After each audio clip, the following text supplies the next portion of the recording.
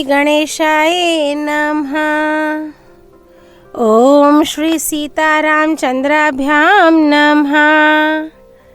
श्रीमद् वाल्मीकि रामायण किष्किंधा कांड सर्ग 41 से 45। सर्ग 41। सुग्रीव का दक्षिण दिशा के स्थानों का परिचय देते हुए वहां प्रमुख वानर वीरों को भेजना। इस प्रकार वानरों की बहुत बड़ी सेना को पूर्व दिशा में प्रस्थापित करके सुग्रीव ने दक्षिण दिशा की ओर चुने हुए वानरों को, जो भली भांति परख लिए गए थे, भेजा।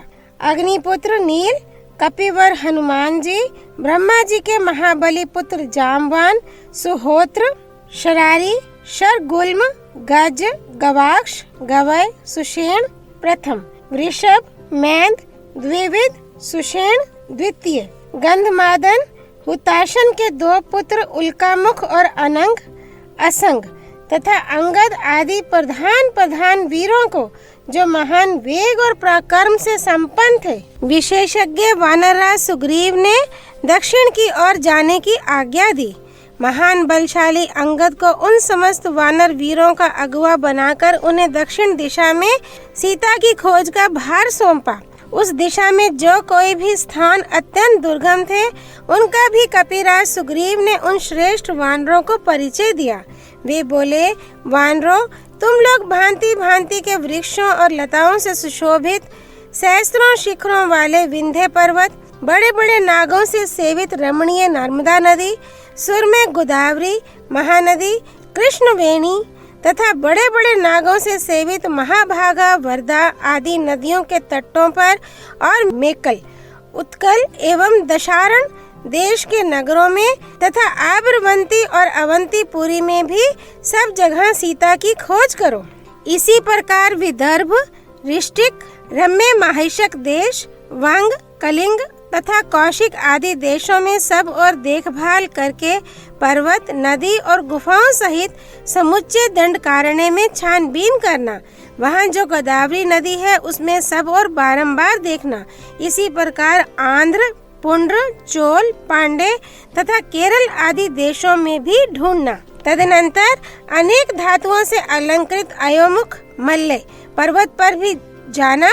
उसके शिखर बड़े विचित्र हैं। वह शोभाशाली पर्वत फूले हुए विचित्र कानूनों से युक्त है। उसके सभी स्थानों में सुंदर चंदन के वन हैं। उस महापर्वत मल्ले पर सीता की अच्छी तरह खोज करना। तत्पश्चात स्वच्छ जल वाली दिव्य नदी कावेरी को देखना, जहाँ अप्सराएं विहार करती हैं। उस प्रसिद्ध मल्ले पर्वत के शिखर पर बैठे हुए सूर्य के समान महान तेज से संपन्न मुनि श्रेष्ठ अगस्त्य का दर्शन करना। इसके बाद उन पर संचित महात्मा से आज्ञा लेकर ग्रहों से सेवित महानदी ताम्रपर्णी को पार करना। उसके द्वीप और जल विचित्र चंदन वनों से आच्छादित हैं। अतः वह सुंदर साड़ी से विभूषित युवती प्रेयसी की भांति अपने प्रियतम समुद्र से मिलती है। वानरों, वहां से आगे बढ़ने पर तुम लोग पांडे वंशी राजाओं के नगर द्वार पर लगे हुए सुवर्णमय कपाट का दर्शन करोगे, जो मुक्ता मणियों से विभूषित एवं दिव्य है। तत्पश्चात समुद्र के तट पर जाकर उसे पार करने के संबंध में अपने कर्तव्य का भली भांति निश्चय करके उसका पालन करना। महर्षि अगस्त्य ने समुद्र के भीतर एक सुंदर सुवर्णमय पर्वत को स्थापित किया है, जो महेंद्र गिरी के नाम से विख्यात है। उसके शिखर तथा वहाँ के वृक्ष विचित्र शोभा से संपन्न है। वह शोभाशाली पर्वत श्रेष्ठ समुद्र के भीतर गहराई तक घुसा हुआ है। नाना प्रकार के खिले हुए वृक्ष और लताएं उस पर्वत की शोभा बढ़ाती हैं।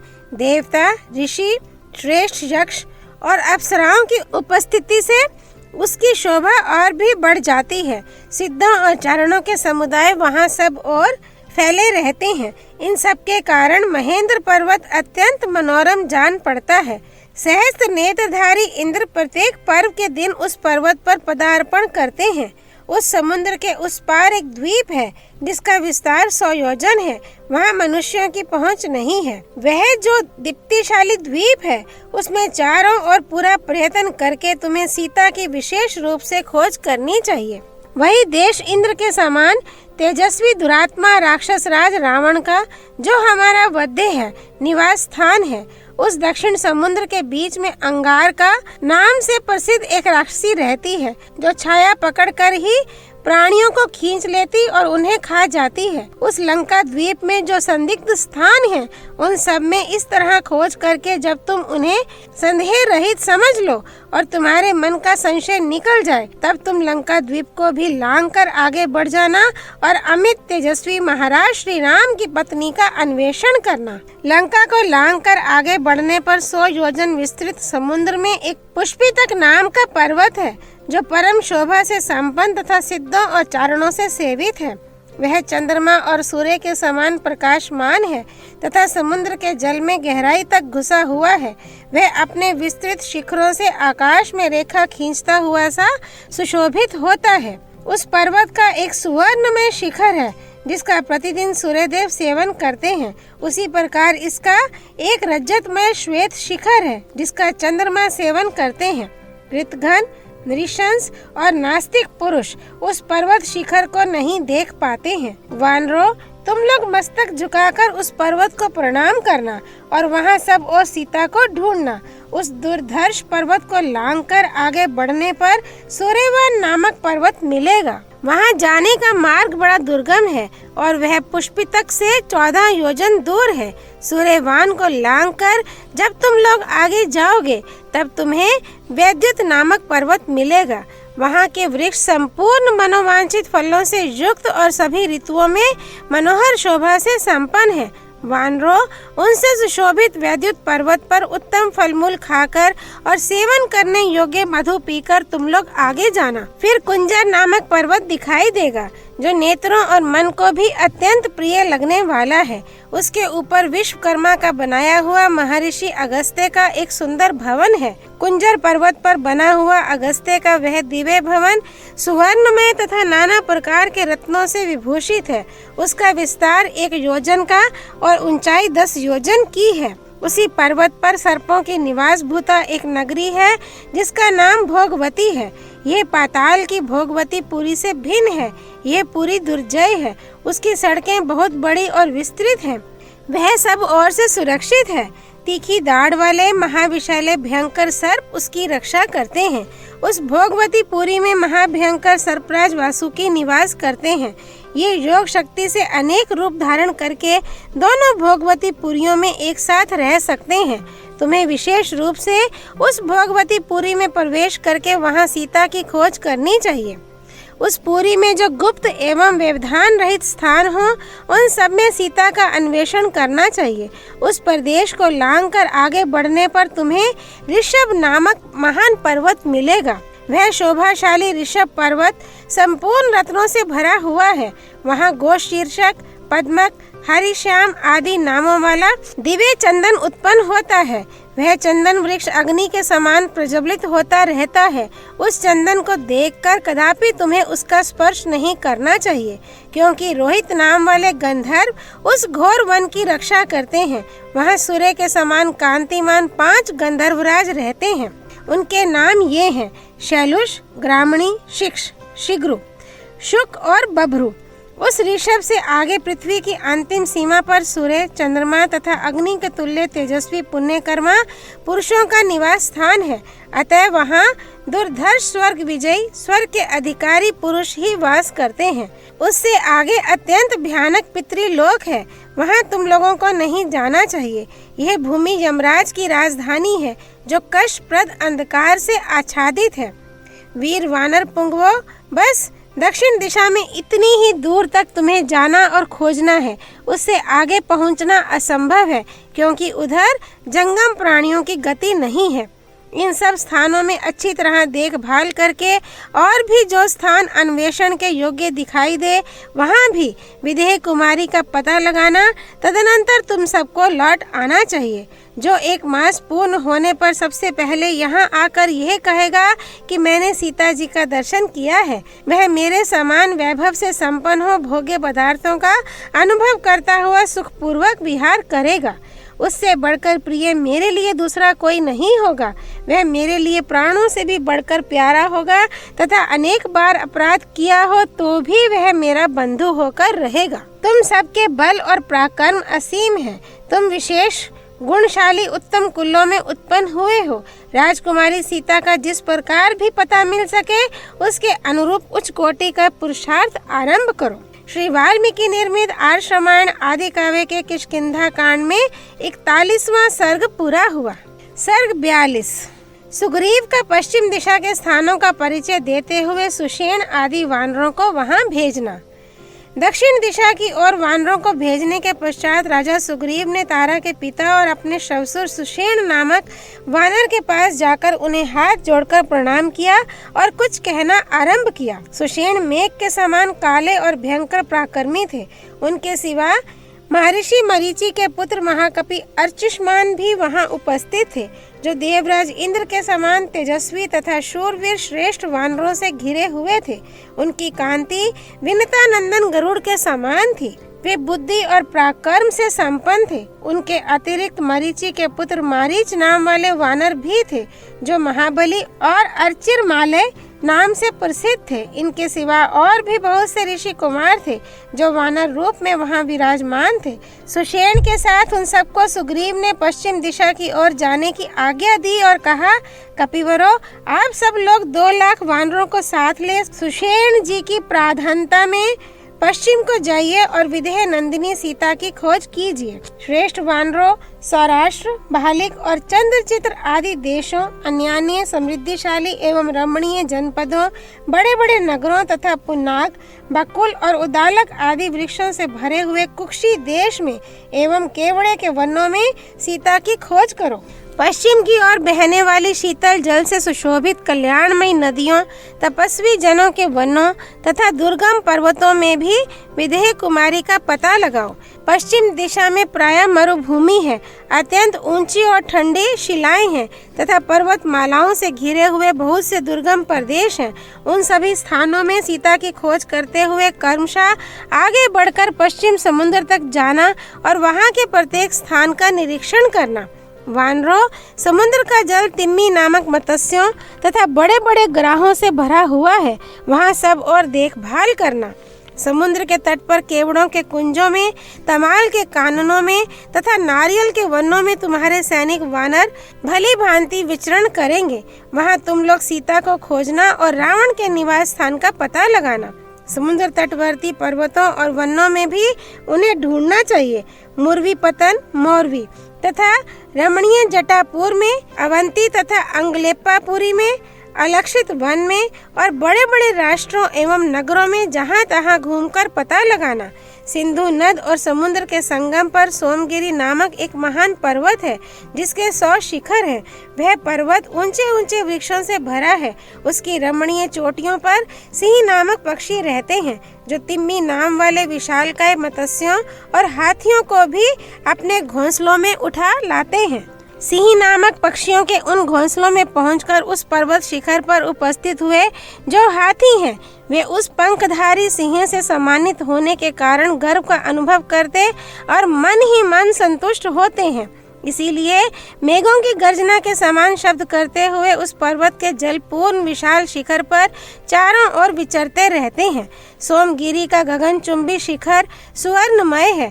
उसके ऊपर विचित्र वृक्ष शोभा पाते हैं। इच्छानुसार रूप धारण करने वाले वानरों को चाहिए कि वहाँ के सब स्थानों को शीघ्रता पूर्वक अच्छी तरह देख लें। वहां से आगे समुद्र के बीच में पारियात पर्वत का सुवर्णमय शिखर दिखाई देगा, जो 100 योजन विस्तृत है। वानरों, उसका दर्शन दूसरों के लिए अत्यंत कठिन है। वहां जाकर तुम्हें सीता की खोज करनी चाहिए।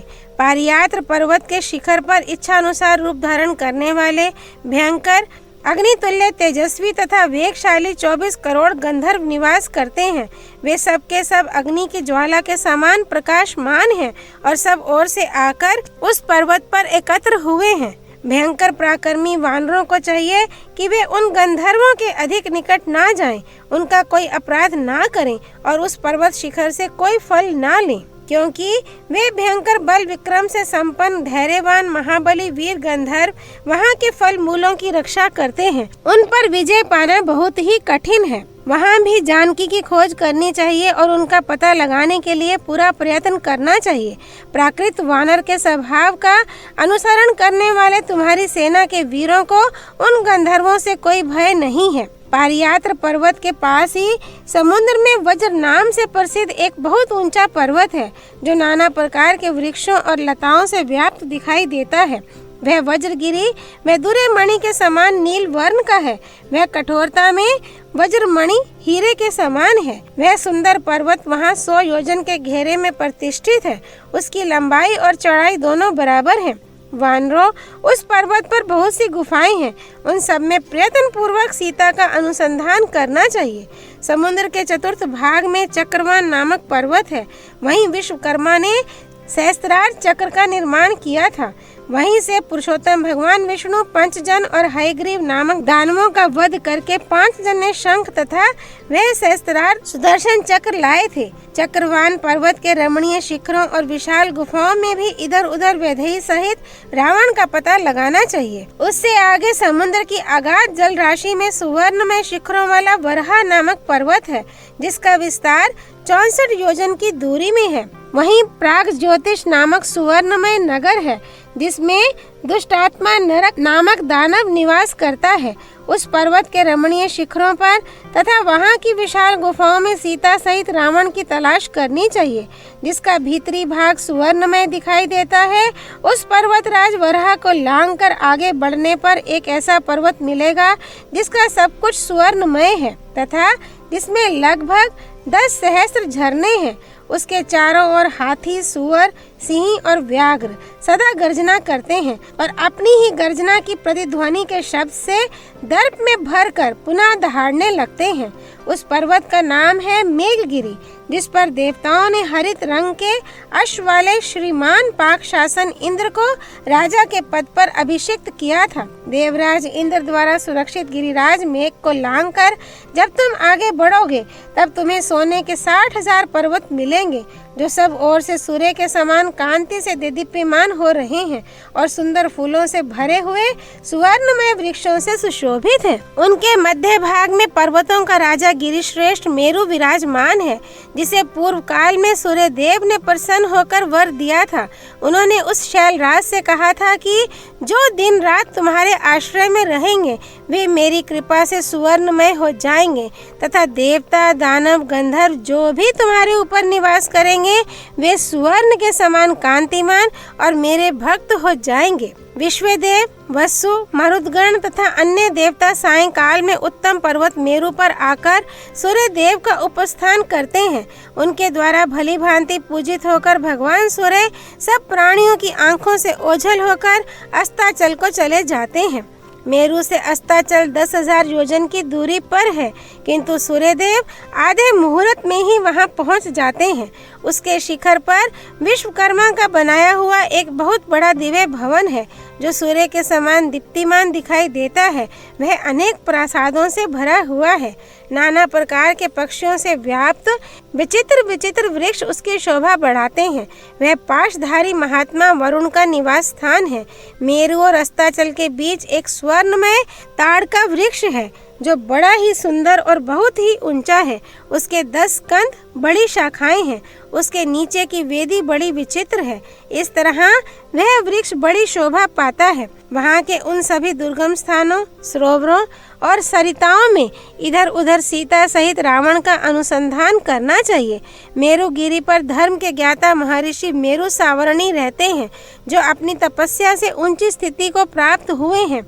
वे प्रजापति के समान शक्तिशाली एवं विख्यात ऋषि हैं। सूर्य तुल्य तेजस्वी महर्षि मेरु सावरणी के चरणों में पृथ्वी पर मस्तक टेक कर प्रणाम करने के अनंतर तुम लोग उनसे मिथिलेश कुमारी का समाचार पूछना। रात्रि के अंत में प्रातःकाल उदित हुए भगवान सूर्य जीव जगत के इन सभी स्थानों को अंधकार रहित एवं प्रकाश पूर्ण करके अंत में अस्ताचल को चले जाते हैं। वानर शिरोमणियों, पश्चिम दिशा में इतनी ही दूर तक वानर जा सकते हैं। उसके आगे ना तो सूर्य का प्रकाश है और ना किसी देश आदि की सीमा ही। अतः वहाँ से आगे की भूमि के विषय में मुझे कोई जानकारी नहीं है। अस्ताचल तक जाकर रावण के स्थान और सीता का पता लगाओ तथा 1 मास पूर्ण होते ही यहाँ लौट आओ। 1 महीने से अधिक ना ठहरना। जो ठहरेगा उसे मेरे हाथ से प्राण दंड मिलेगा। तुम लोगों के साथ मेरे पूजनीय श्वशुर जी भी जाएंगे। तुम सब लोग इनकी आज्ञा के अधीन रहकर इनकी सभी बातें ध्यान से सुनना, क्योंकि ये महाबाहु महाबली सुषेण जी मेरे शवसुर एवं गुरुजन हैं, अतः तुम्हारे लिए भी गुरु की भांति ही आदरणीय हैं। तुम सब लोग भी बड़े पराक्रमी तथा कर्तव्य के निर्णय में प्रमाणभूत विश्वसनीय हो, तथापि इन्हें अपना प्रधान बनाकर तुम पश्चिम दिशा की देखभाल आरंभ करो। अमित तेजस्वी महाराज श्री राम की पत्नी का पता लग जाने पर हम कृतकृत्य हो जाएंगे, क्योंकि उन्होंने जो उपकार किया है उसका बदला इसी तरह चुक सकेगा। अतः इस कार्य के अनुकूल और भी जो कर्तव्य देश काल और प्रयोजन से संबंध रखता हो, उसका विचार करके आप लोग उसे भी करें। सुग्रीव की बातें अच्छी तरह सुनकर सुषेण आदि सब वानर उन वानर राज की अनुमति ले वरुण द्वारा सुरक्षित पश्चिम दिशा की ओर चल दिए। श्री वाल्मीकि निर्मित आर्ष रामायण आदि काव्य के किष्किंधा कांड में 42वां सर्ग पूरा हुआ। सर्ग 43। सुग्रीव का उत्तर दिशा के स्थानों का परिचय देते हुए शतबली आदि वानरों को वहां भेजना। इस प्रकार अपने शवसुर को पश्चिम दिशा की ओर जाने का संदेश दे सर्वज्ञ सर्व वानर शिरोमणि वानरेश्वर राजा सुग्रीव अपने हितैषी शतबली नामक वीर वानर से श्री रामचंद्र जी के हित की बात बोले। पराक्रमी वीर, तुम अपने ही समान 1 लाख वनवासी वानरों को जो यमराज के बेटे हैं साथ लेकर अपने समस्त मंत्रियों सहित उस उत्तर दिशा में प्रवेश करो जो हिमालय रूपी आभूषणों से विभूषित है, और वहां सब और यशस्विनी श्री राम पत्नी सीता का अन्वेषण करो। अपने मुख्य प्रयोजन को समझने वाले वीरों में श्रेष्ठ वानरों, यदि हम लोगों के द्वारा दशरथ नंदन भगवान श्री राम का ये प्रिय कार्य संपन्न हो जाए तो हम उनके उपकार के ऋण से मुक्त और कृतार्थ हो जाएंगे। महात्मा श्री रघुनाथ जी ने हम लोगों का प्रिय कार्य किया है, उसका यदि कुछ बदला दिया जा सके तो हमारा जीवन सफल हो जाए।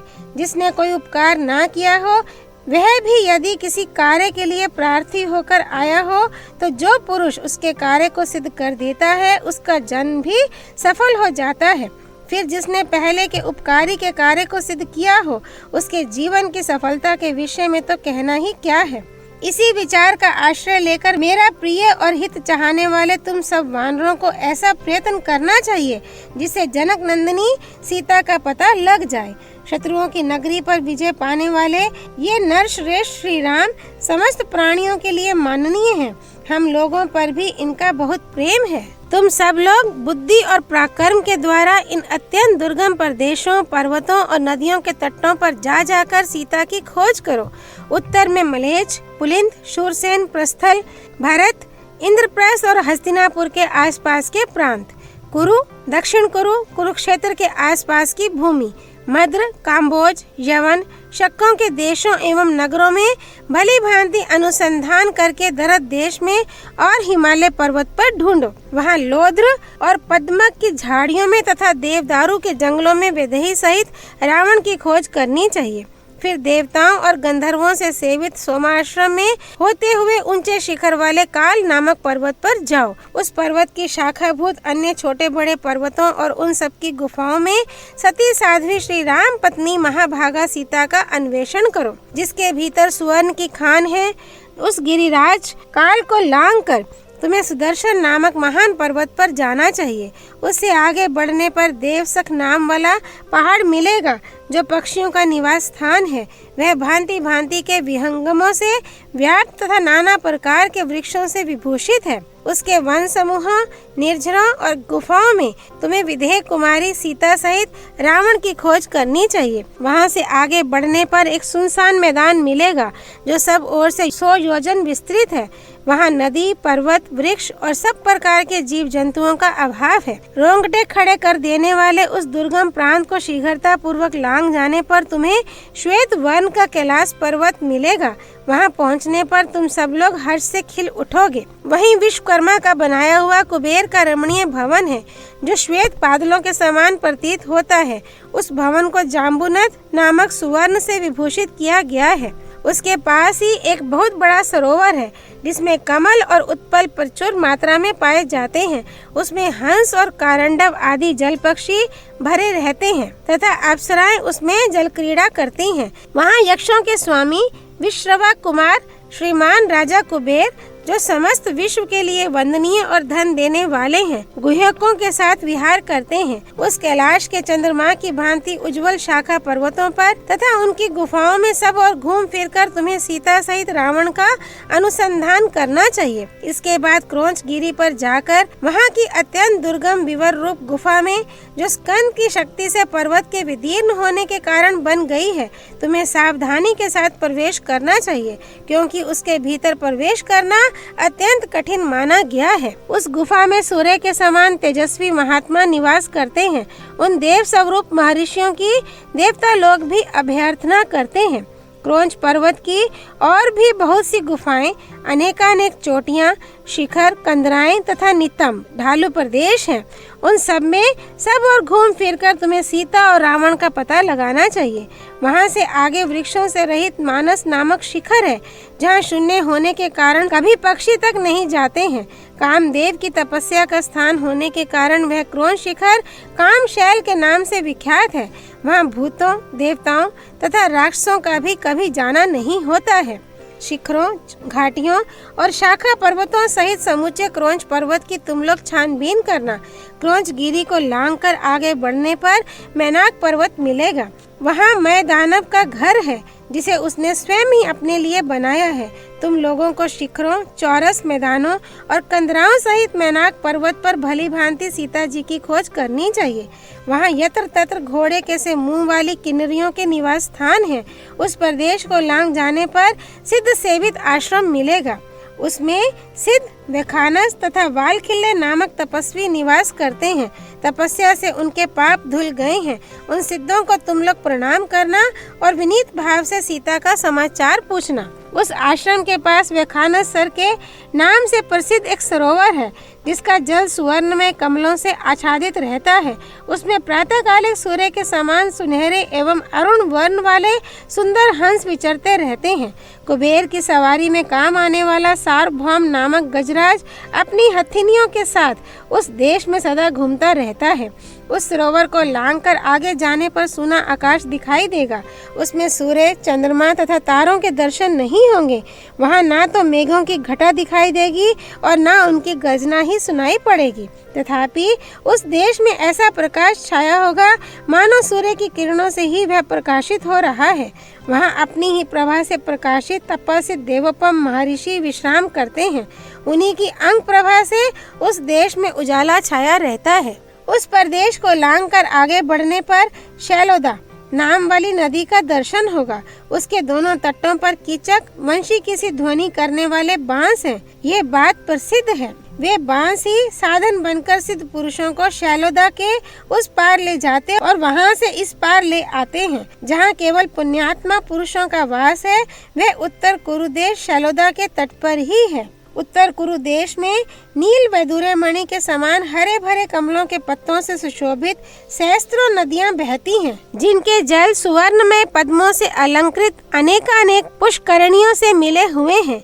वहाँ के जलाशय लाल और सुनहरे कमल समूहों से मंडित होकर प्रातःकाल उदित हुए सूर्य के समान शोभा पाते हैं। बहुमूल्य मणियों के समान पत्तों और सुवर्ण के समान कांतिमान केसरों वाले विचित्र विचित्र नील कमलों के द्वारा वहाँ का प्रदेश सब ओर से सुशोभित होता है। वहाँ की नदियों के तट गोल गोल मोतियों, बहुमूल्य मणियों और सुवर्णों से संपन्न है।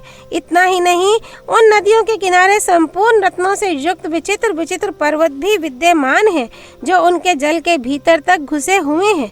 उन पर्वतों में से कितने ही सुवर्णमय हैं, जिनसे अग्नि के समान प्रकाश फैलता रहता है। वहाँ के वृक्षों में सदा ही फल फूल लगे रहते हैं और उन पर पक्षी चहकते रहते हैं। वे वृक्ष दिव्य गंध, दिव्य रस और दिव्य स्पर्श प्रदान करते हैं तथा प्राणियों की सारी मनचाही वस्तुओं की वर्षा करते रहते हैं।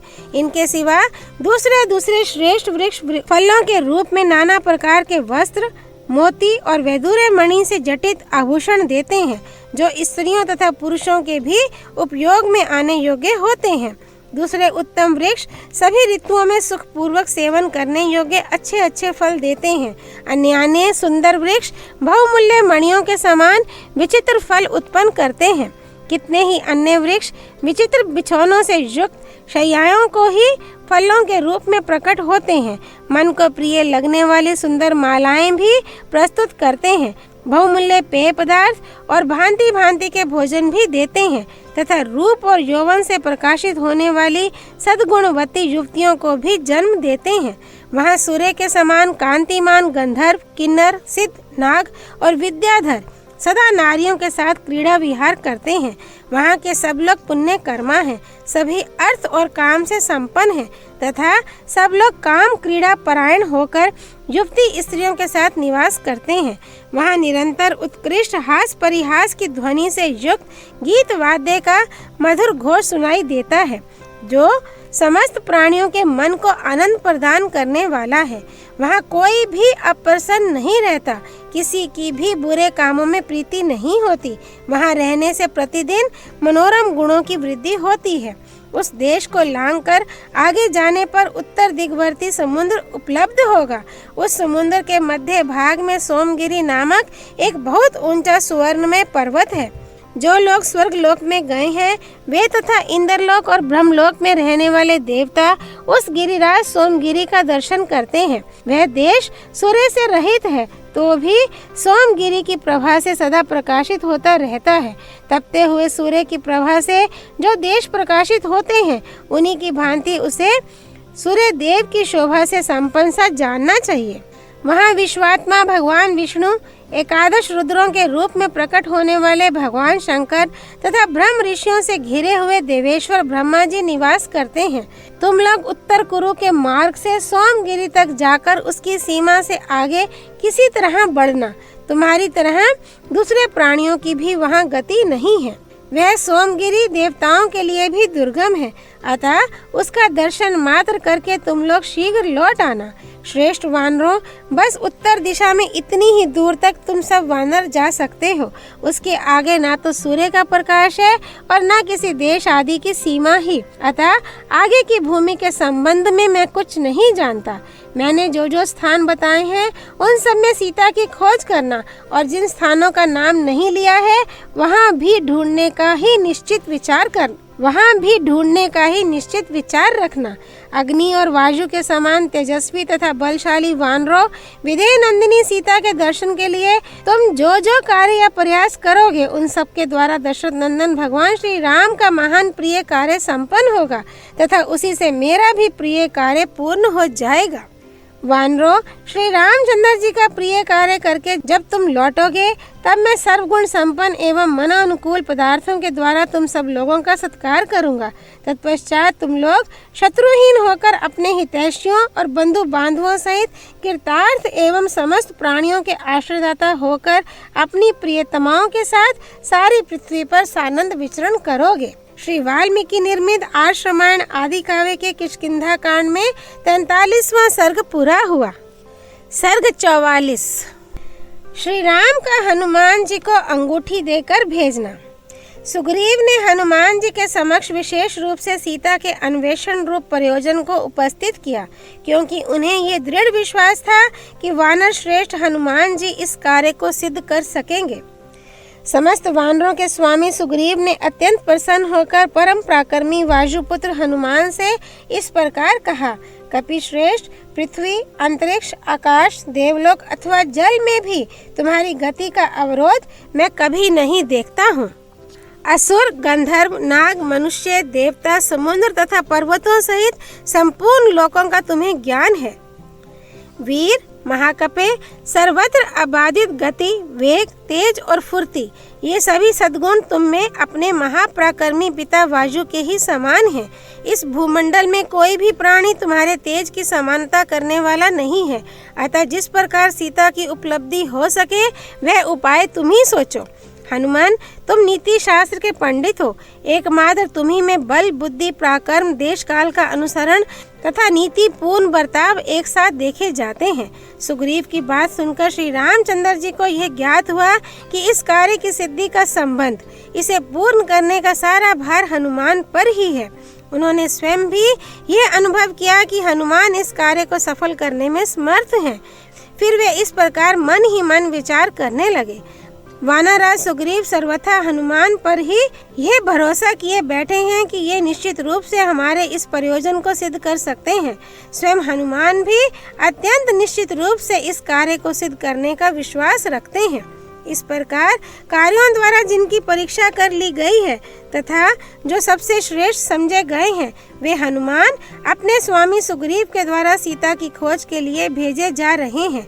इनके द्वारा इस कार्य के फल का उदय, सीता का दर्शन होना निश्चित है। ऐसा विचार कर महातेजस्वी श्री रामचंद्र जी कार्य साधन के उद्योग में सर्वश्रेष्ठ हनुमान जी की ओर दृष्टिपात करके अपने को कृतार्थ सा मानते हुए प्रसन्न हो गए। उनकी सारी इंद्रियां और मन हर्ष से खिल उठे। तदनंतर शत्रुओं को संताप देने वाले श्री राम ने प्रसन्नता पूर्वक अपने नाम के अक्षरों से सुशोभित एक अंगूठी हनुमान जी के हाथ में दी, जो राजकुमारी सीता को पहचान के रूप में अर्पण करने के लिए थी। अंगूठी देकर वे बोले, कपिश्रेष्ठ, इस चिन्ह के द्वारा जनक किशोरी सीता को यह विश्वास हो जाएगा कि तुम मेरे पास से ही गए हो। इससे वह भय त्याग कर तुम्हारी ओर देख सकेगी। वीरवर, तुम्हारा उद्योग, धैर्य, पराक्रम और सुग्रीव का संदेश, ये सब मुझे इस बात की सूचना सी दे रहे हैं कि तुम्हारे द्वारा कार्य की सिद्धि अवश्य होगी।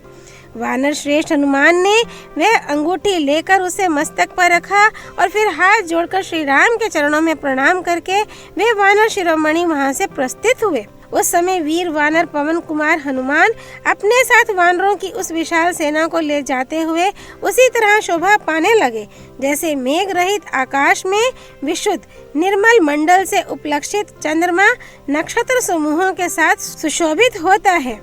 जाते हुए हनुमान को संबोधित करके श्री रामचंद्र जी ने फिर कहा, अत्यंत बलशाली कपिश्रेष्ठ, मैंने तुम्हारे बल का आश्रय लिया है। पवन कुमार हनुमान, जिस प्रकार भी जनक नंदिनी सीता प्राप्त हो सके, तुम अपने महान बल विक्रम से वैसा ही प्रयत्न करो। अच्छा, अब जाओ। श्री वाल्मीकि निर्मित आर्ष रामायण आदि काव्य के किष्किंधा कांड में 44वां सर्ग पूरा हुआ। सर्ग 45।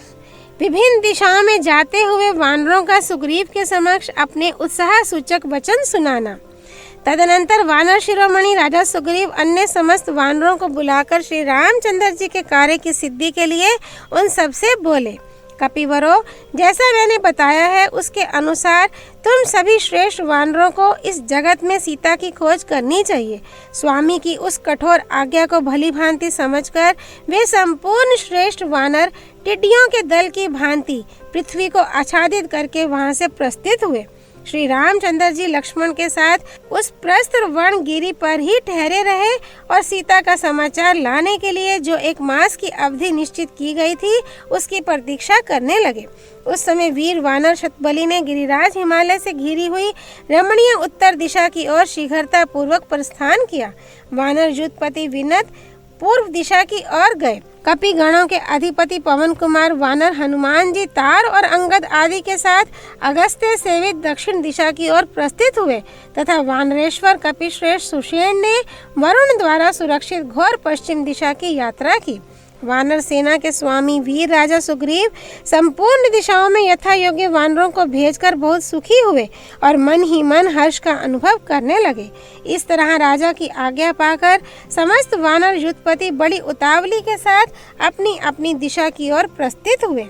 वे समस्त महाबली वानर और उनके युद्धपति अपने राजा के द्वारा इस प्रकार प्रेरित हो भांति भांति के शब्द करते, उच्च स्वर से गरजते, दहाड़ते, किलकारियां मारते, दौड़ते और कोलाहल करते हुए कहने लगे, राजन, हम सीता को साथ लाएंगे और रावण का वध कर डालेंगे। युद्ध में यदि रावण मेरे सामने आ जाए तो मैं अकेला ही उसे मार गिराऊंगा। तत्पश्चात उसकी सारी सेना को मत कर कष्ट एवं भय से कांपती हुई जानकी जी को सहसा यहाँ उठा लाऊंगा। आप लोग यहीं ठहरें, मैं अकेला ही पाताल से भी जनक किशोरी को निकाल लाऊंगा। वृक्षों को उखाड़ फेंकूंगा, पर्वतों के टुकड़े टुकड़े कर डालूंगा, पृथ्वी को विदीर्ण कर दूंगा और समुद्रों को भी विक्षुब्ध कर डालूंगा। मैं 100 योजन तक कूद सकता हूँ, इसमें संशय नहीं है। मैं 100 योजन से भी अधिक दूर तक जा सकता हूँ। पृथ्वी, समुद्र, पर्वत, वन और पाताल में भी मेरी गति नहीं रुकती। इस तरह वहाँ वानरराज सुग्रीव के समीप बल के घमंड में भरे हुए वानर उस समय एक एक करके आते और उनके सामने उपयुक्त बातें कहते थे। श्री वाल्मीकि निर्मित आर्ष रामायण आदि काव्य के किष्किंधा कांड में 45वां सर्ग पूरा हुआ। सियापति रामचंद्र की जय। राम भक्त श्री हनुमान जी की जय। राम जन्मभूमि अयोध्यापुरी धाम की जय। सरयू नदी की जय। माँ गौरीपति देवों के देव महादेव भगवान शिव शंकर की जय। श्रीमद् वाल्मीकि रामायण की जय। श्रीमद् वाल्मीकि रामायण की जय। महर्षि वाल्मीकि मुनि की जय। श्री हरि अर्पणमस्तु।